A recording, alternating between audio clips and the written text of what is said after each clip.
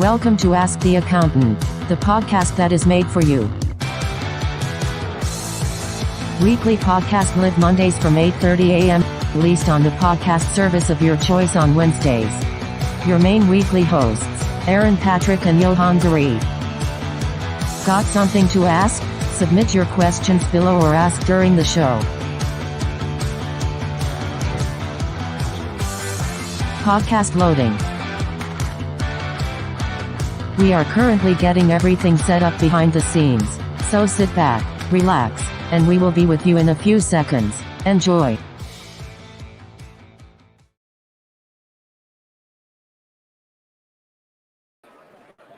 Hello and a very warm welcome to the Digital Accountancy Show 2023, and this place is absolutely buzzing. We are live here at the show itself. You can see a big queue around us, and you can see everybody around. And the weather is glorious, and we've got one of the coolest guests that we can think of for our cool friends. We have Mr. DJ himself.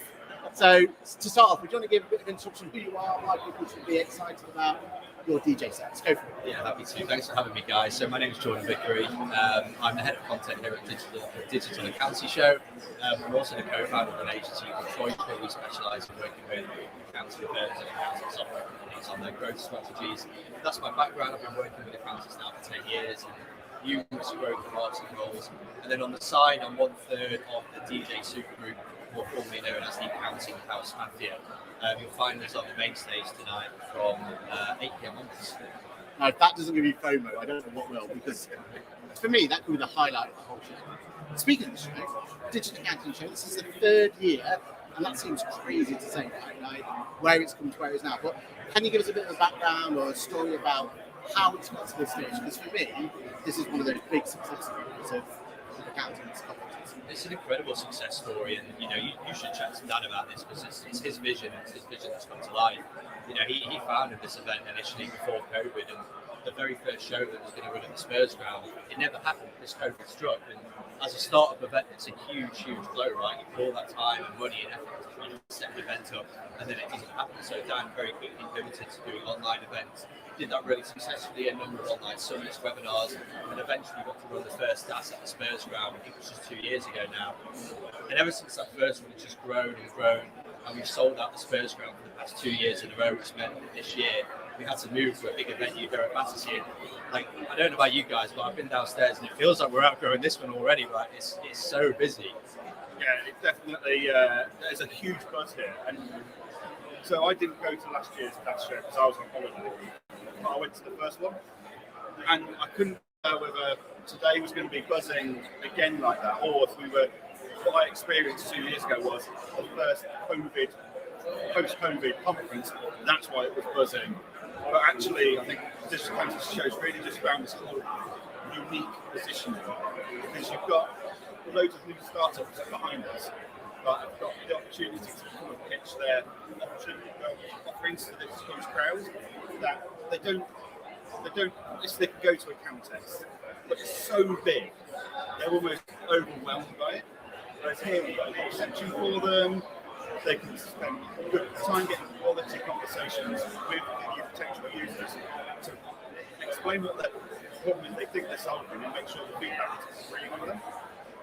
But yeah, no, the buzz here is absolutely phenomenal. So yeah, I mean, the weather's helping, I think. Definitely, the weather's helping, and it's a good job we've got air conditioning inside, right? Because I was here yesterday and it was hot in there when we were setting up. But today we've got the aircon going, the lasers on, the smoke machines are firing. Like, it feels like a nightclub. Like, that is exactly what we said. When we came in downstairs earlier this morning, it was like, wow. Like, it's dark, the light strips everywhere, LEDs, lasers. It just has an atmosphere that other conferences perhaps are too clinical in their atmosphere. They're too commercial, almost, of their metal stand with this is the booze, etc. Some of the bigger players try and make it a bit more exciting with by playing music out of speakers on their stages and stuff.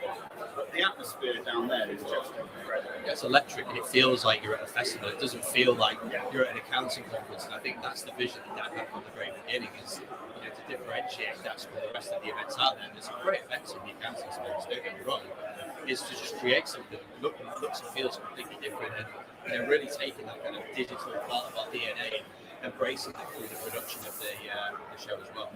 And I think for what I like about this, and the thing that really got me is there's almost like a visual element to it, and there's that idea where we're not coming to see no vendors taking over the show. This is, we're turning up to see digital accounting. And you've even got it down to now, where we're looking here, the camera can't see, but you've even thought about the experience of when the user or when the attendees turns up, right? They're going to walk through, they're going to be wow, they're going to be looking at them. Whose idea was that? Who kind of these sort of like it's honestly, it's mostly Dan. He has these incredible visions, and for the past year he's been sharing them with the team, and we all listen and we're like, I don't know about that, mate. Like, that sounds a bit bold. And like, to give him credit where credit's due, like, I came here yesterday and walked in and it was just like, wow, like just seeing everything fall into place so perfectly. Every minute detail, the lighting, the setup, it's just, it's incredible. Like, if you're not here, you are missing out big time. Knew something special was coming because we saw down on LinkedIn post yesterday. Any vendors that are coming to set up today, do not take photos, do not send images on social media. We want this to be a complete surprise. And they did it, and they all followed the rules. And just that one post, we said when we saw that, like, this could be something special. Like, what they've got behind those curtains for us to walk into, and we weren't disappointed at all. It's phenomenal. But the main reason we wanted to chat to you today was pre-COVID, I started to see more accounting and bookkeeping firms start hosting events. And I think some of it was spurred on by the likes of QuickBooks and Xero, who were basically paying or reimbursing firms to run MTD VAT events. So, like Xero would say, go and run an event, we'll give you a £350 budget, send us your invoices and payment, so room hire, food, etc. I did a couple of events, and the amount of new clients I got from them was phenomenal. And it wasn't just on that day, it was for the next year. We came along to an event, we'd now be interested to sign up. So I think events have a huge opportunity for accountants and bookkeepers. Now we're out of COVID and people are back to networking to grow their firms again. But I think a lot of them are sat there going, well, it's got a lot of time and effort. What really is the benefit? And how do I do it? So I know you're working with some firms to host events. So why are those firms, why do they see the value in hosting events? What's their angle on that? I think there's a couple of reasons. So the first is, if you think about marketing in general, right? Every online channel is so noisy right now, and that's just been accelerated in a whole new way by ChatGPT and AI, right? Anybody can become an expert on social media. You go to ChatGPT, you ask it to write a blog post or a LinkedIn post about cloud accounting or something, you share it. Everybody's doing that, right? That's almost like table stakes right now. Because of that, people are tuning out to online channels, right? Attention spans are shorter. People are only tuning into something that's super relevant, super focused on what they need. And I think events are a refreshing opportunity to deliver content in a slightly different perspective, because people are just tuning out to, scrolling on social media, but they're tuning into, human to human interactions. And I think getting people in a room, or even just doing a webinar as a starting point, is a great way to facilitate content outside of social media. So I think that's one thing. And I think the second thing is that when you're building relationships with prospective clients online that don't come from word of mouth referrals, where they typically a lot warmer, you have to establish an element of trust and credibility. And you can't do that immediately. Well, you can do that very quickly when you get them in a face-to-face setting. So if you spend an hour or two with somebody at an event, you deliver value to them, you network with them, you spend some time chatting, you've already established a much stronger relationship from there than you would through any level of social media. Yeah, you've established that link and that relationship, but you've actually just spent an hour or 45 minutes, however long, demonstrating expertise that you cannot, there is no other format where you can demonstrate expertise to a crowd of people all at the same time. And the moment you demonstrate expertise, it's the moment they go, I don't know if I'm signing up with you today, tomorrow, 6 months or 2 years' time, but you've proven to me you have the knowledge for me to sign up to you. how many of the firms do you know that are running events, right? Like, it's different. Yeah. The majority of firms aren't doing it. So if you're out there and you're running events both for existing clients and prospective ones, you've already, got a differentiating factor to what you're doing, right? It stands out. Yeah, like, I mean, my sessions were always educational rather than salesy. Like, there's a lot of firms out there, like the big boys, who are doing charity nights and racing nights and like their annual awards nights and stuff, and that's great. But I don't think it really gets you new clients. It gets you kudos. Yeah. You're not demonstrating your expertise there. But education is the way to sell. Yeah. Right, like it's not about hard selling. You don't hard sell on social media. No. You build connections, you build relationships, you educate, you add value, and then when the time is right, you mentioned before we start recording that you have clients coming to you after a year. Yeah. That's because the time wasn't right for them at the event. The time is right now, and because you establish that level of credibility and value, they're going to come straight to you when the time is right for them. So I like this idea, and it's something we've never done. I think there's a fear factor there, right? Like when we start, how long? Who should we market to, etc. Little pro tips just to get that first one off the ground. I feel like once you've got the first one off the ground, you're going to learn, you're going to figure it out, and hopefully grow from there. And for me, I feel like that's the thing, it's just getting that first event. Yeah, I mean, the way we approach events is really in 4 steps. So the very first step is really about figuring out what is the purpose of this event. So is it just for existing clients to add value, to offer additional services to them, or is it to gain new clients? Is it going to be an online or an offline event? Do you want to bring in additional speakers that can also add perspective and add value to your clients as well? So having a think around what are the goals that you're looking to achieve to start with, because that will really determine what kind of event you run.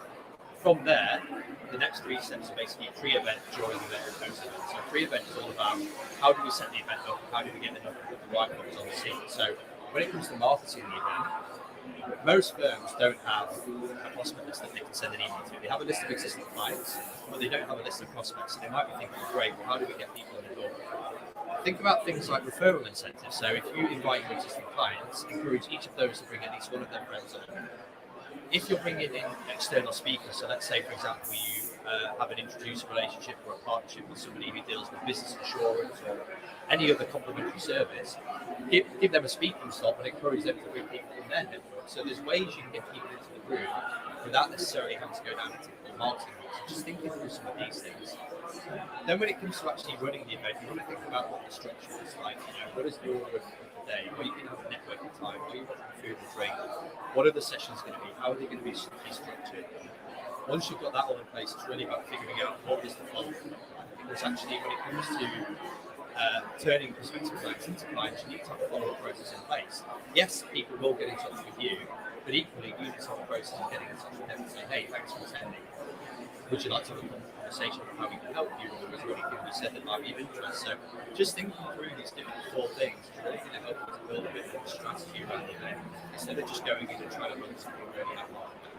Oh, okay, so we're at a digital accountancy show, so we'd be amiss to now not ask what digital tools are out there that you would recommend to an accounting firm to look at for that first event. So I know there's like Eventbrite, there's MailChimp to get marketing lists together and stuff like that. You can send out surveys, but top tools that you would recommend that they look at and think how they're going to use it before they even start the event. You're going to need something like Eventbrite that will help to manage the registrations and manage the tickets. It'll just do a lot of the heavy lifting in terms of managing the attendees, without you needing to worry about it. So definitely Eventbrite. There's 1 or 2 similar ones. That's the one that I've used in the past. The good thing about it is as well that your event will then be listed on the local marketplace. That in itself can capture additional people to come along and register. You'll also want to have a think about a CRM system. So that could be a standalone email marketing tool like MailChimp, but you might want to consider something a little bit bigger, so maybe an active campaign where you can actually then track prospects, you can tag them to say they attended the event, it has a deal pipeline in there, so if they do book a discovery meeting or something, you can tag them as a prospect that came from that particular event. That will help you just to track the efforts and the results of marketing, not just events, but all marketing. Brilliant. So CRM, Eventbrite to do the heavy lifting, because it can be a manual job doing all the tracking of the thing, and as you say, that marketplace is a huge benefit. I mean, I lived in a small rural village at the time when I did my last event, couple of years ago, Eventbrite actually brought in quite a few attendees so if it works in that small area, somewhere like London or Edinburgh or something, it's going to be fantastic now. Is there any kind of hot topics that you would advise? Like, if you're going to look at events, these are some topics for events that we've seen work really well with our clients, etc. It really depends on who your ideal clients are. So if you're a firm that specialises in e-commerce accounting, there's no point in talking about just the benefits of cloud accounting, right? You want to go super targeted about the benefits of using A2X or some certain inventory apps and how you can build this kind of robust e-commerce financial function and the benefit of all this technology and how it's going to make things better for them and give them better insights. So the topics will really vary depending on who the clients are. So what I would say is figure out who you want to come to the event and then ask yourself what are their biggest problems and challenges that we can help them with. And that will help you to figure out what the right topic should be, because you don't want to talk about random things. No, that's great. Any questions you want to ask? Still on that topic, we're talking about trying to make it relevant, and that's going to be there.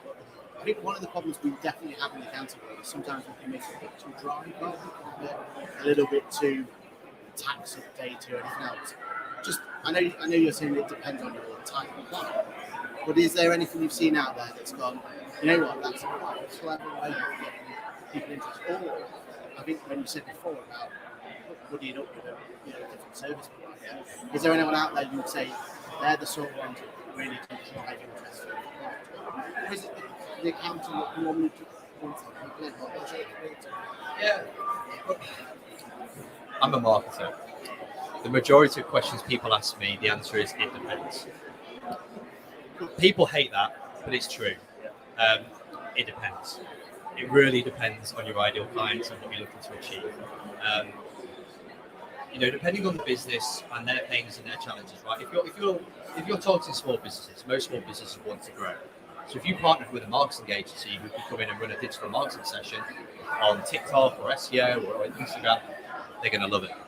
If your ideal client are bigger corporations, £1 million plus, you're looking to bring in the MDs of those, they've probably already got somebody looking after marketing. If you bring in a digital marketing person to talk about that, are they going to be as interested? Perhaps not. Would they be interested in succession planning or acquisitions or additional sources of funding and finance to accelerate growth? Probably. So just thinking through, what do these people need and what are their pains and challenges, and just going back to the conversations you're having with your clients on a daily basis and revisiting those and saying, what are they asking about? And just going from there. Right. And, so what about swag? Do the clients that you're helping do events, do they do swag on those events? Do they do their own branded swag, or do they speak to QuickBooks and Xero and get a load of swag sent free of charge from them? You can do both. Xero and QuickBooks are always quite happy to get in front of your clients. I'm sure if you ask them nicely, they'll be more than happy to send some bottles, t-shirts, cups, whatever, socks. But equally, having your own swag is also good. So it just creates a bit more of a brand community around what you're doing. Not a lot of accounting firms are doing that very well. There are some out there that do it really well. I'm trying to think off the top of my head. Come on, you've got to give some examples. Yeah, I'm trying to think now. Or even examples of swag, regardless of their name. Oh, the swag doesn't need to be anything special, right? Just even like a decent bottle, like see a few around here. Things that people use on a daily basis so they constantly see the branding of the logo. Socks are another good one. Yeah. Just things like that. Keep it simple. Cool. Okay. So we've gone through swag, we've gone through articles like that. But what about location? I know you're going to say depends, and I know that's going to be one of the answers. But for accountants, right? Like, should we be trying to have something that's got a bit of a funky nightlife type event afterwards, or should we be trying to figure out? You're going to hate the answer, guys. You know what's coming, right? Is there any tips that you've gone to events and gone, you know what, that is something we haven't thought about, that's something that actually more people should do. So any tips to what that location should be? Yeah, I'll give you an example. Yeah. I know a firm in New Zealand, they were one of the first Xero firms in the world. It's a bold claim, I'm pretty sure they were in New Zealand. Yeah. Their ideal clients were contractors, subbies, people working in the trades. The way that they got people using Xero in the beginning is that they ran pints and pie nights at a local pub. Brilliant. So they hired a local pub, they put in a load of free beer, put in a load of free pies. They got the subbies and tradies in there. They did a presentation on Zero, and they generated a load of clients. So it depends, because it depends on who your ideal clients are. Because pie and pint nights aren't going to land well with everyone. They're going to land really well with certain people. Yeah. Yeah, and I suppose that then brings it on to format as well, doesn't it? Like, you've got to be careful, and again, it depends on your audience. You know, you don't want to do death by PowerPoint. You know, what kind of formats, regardless of the niche you know, would you recommend fireside chats? Would you recommend bringing in different experts regardless of the field? Do you recommend, you know, or is actually PowerPoint presentation the right? PowerPoint presentation is fine as long as the content is good and it's the right content, right? People don't want to be bored to death with a 30-slide presentation about how Zero works and the benefits of Zero. They want to understand it in their terms, right? Like, what is the benefit of Zero to me? How is it going to make my life better? What else can I do as a result of it? So this is using an example of you talking about Zero to a prospective client. So I think presentations can work fine. If you bring experts in, a fireside chat or an interview is also a really nice format. It's refreshing, it's different. It's an opportunity to ask more engaging questions. So I would say mix it up, right? Your presentation as the accountant firm should be more educational, right? You're there to educate, be it for existing or prospective clients. But if you bring other people in on the day just to kind of put content, fireside chats, roundtable discussions are also really good. Something I've seen work well, I haven't done it with any accounting firms, but I've seen it work well with accounting communities, is just hosting like hot seat sessions, where you get a group of 10 accountants around a table, and they just take it in turns to share their biggest challenges and other people in the room hot seating. If you're working with clients who all have similar challenges, similar sizes, similar industry, something like that is going to be invaluable, because I guarantee they'll have never done anything like it before in their life. Most people aren't part of networks of similar businesses. And that's a real shame, because they could learn so much from each other. So, you know, if you've got 20 e-commerce businesses in a room sat around the table, so what are your biggest challenges? They can all help each other out. You're not adding value directly, but they're getting value from something you facilitate. Yeah, and I know when I've done sessions in the past, and I always, whenever I do anything, a quick pitch or anything, I'm very clear on the structure that I want out of it, and that is, it's a 45-minute session. I want no more than 20-25 minutes going through PowerPoint videos, whatever we're talking about on topic. Then I want a really good amount of time to one side for Q&A, because like you said earlier, they need to understand it in their own terms, and the easiest way I find for that is to give them plenty of chances to Q&A session and ask their questions in their terminology, because you've probably already explained it in that 30-minute presentation. But because they've asked it in their terminology and you've answered it in that terminology or in their scenario, it all makes sense and easy. So yeah, Q&A sessions hugely valuable. I think people kind of will put 5-10 minute Q&A session at the end. So actually, you're doing yourself a disservice here. You're doing the attendees. That's where the most value is. It's in the questions, in the follow-up, and even just allowing time for networking. So outside of the session itself, allowing time to go and speak to these people individually, ask them about their business, what they're up to, their challenges.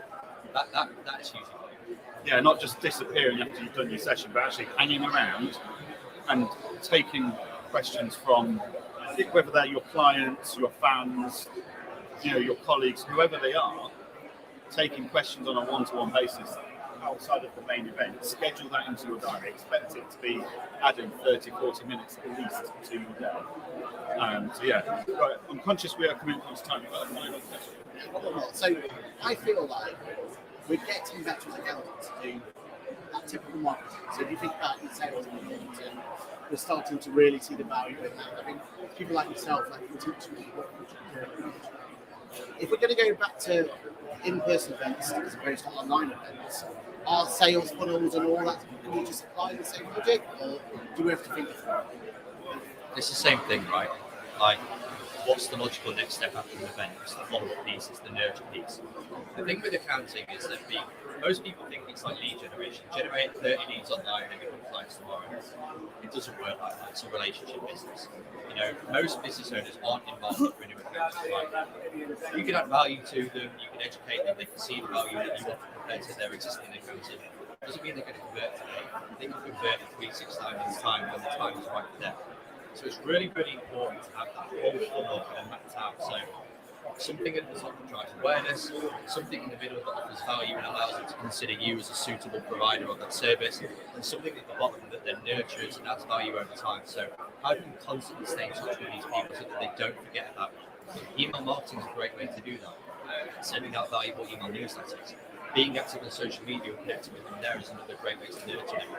Even just picking up the phone and calling prospects every couple of months and checking in with them, say, hey, how's it going? You came to the event a few months ago, just want to see how everything's going in your business, and they might say, oh, it's all good, or they might say, funny you called, because my current account was just pissing me off, and I'm looking for a new one. And that's all it takes, isn't it? That one bit of perfect timing, you've got a new one. It's fantastic. Yeah. Right, we are coming up to time. This is a very short episode because we've got a really busy day. Jordan, thank you so much for taking the time out of what is a mentally busy day for you. It's not only you helping to organise all of this, you're helping to run it all day, and then you've got a huge DJ set to run all night as well. Yeah, and to plug I'm speaking on the How-To stage at 4:30 p.m. I'm going to be talking about how to use ChatGPT and 17 other AI tools to accelerate and automate your marketing function. So if anyone's listening that wants to get better at marketing and use AI to do that, How-To stage 4:30. Right, AI is just... There's so much talk here about AI today, and I'm loving that. I'm so pleased that MTD isn't spoken about anymore. I'm so fed up with it. But now we're talking about AI. We're talking about VR and AR and all these terminology. It's exciting, and I think I would love to be sat here. You look around all the theatres. You've got all the everyone's got their headsets on, so they can hear clearly what the speakers are saying. I think that's brilliant. But next year we might all be sat here with our Apple Vision Pros, watching the world around us in AR, and maybe you'll be sat in your bedroom and experience the digital accounting show virtually. Who knows? Hopefully not, because you miss out big time. Oh yeah. Online events, they're all well and good, and Dan did a fantastic job during COVID with his summits and stuff. But there's just no replacing an in-person event, and we get such a kick out of them, don't we? And that's why we come to every single event every year, because we get a kick in this. Yes, some of the talks are the same from different events, but actually there's always so much diversity in every single conference. And I dread to think what you guys' jobs are like, to try and select what sessions we are and aren't going to deliver and have choice from. It really is so hard. Yeah, I don't know how much you can say. I won't say anything that you've told us already, but obviously anyone that's listening to this that's not attended today, next year, what are the plans that you're allowed to tell the public and the audience as of now? And we'll go from there. You're trying to get me fired, guys. No, just keep it within there. No, it's been announced. Next year's 2 days, and it's going to be in April. Wow, 2 days. Same venue. In here, fantastic. Yeah, that's incredible. 2 days in here in April. And the content is going to be uniquely different for both days. So there's going to be no duplicate content running across both days. So both days are going to be completely unique content. Day 2 is going to be a continuation of day 1's content. Fantastic. I'm already looking forward to it. Let us know the dates and we'll start booking hotels. We're going to need even more lasers next time. And there is a lot of lasers down there. We've got quite a bit of footage, haven't we, already, of the event that will go on social media after this. But I've never seen so many lasers and so much smoke during the day at an event. It's incredible. Yeah. So, especially an accounting event. Maybe Glastonbury have got that amount, but we certainly don't see that. That's my favourite quote of the day. Everyone's compared this to Coachella. Coachella, we'll take that. Yeah, I think that's a good shout. Xerocon was the Glastonbury for accountants, but that's just Coachella for accountants. Yeah, I think finally, if you want a successful event, have you got your DJ set? That's out to... Yeah, so no event is complete without a good DJ, and I'm 1/3 of the DJ supergroup Accounting House Mafia. We've got a world tour happening for the rest of this year and early next year. Can't reveal the dates just yet, but if you're interested in finding out more, go to my LinkedIn. You'll find a link to our website.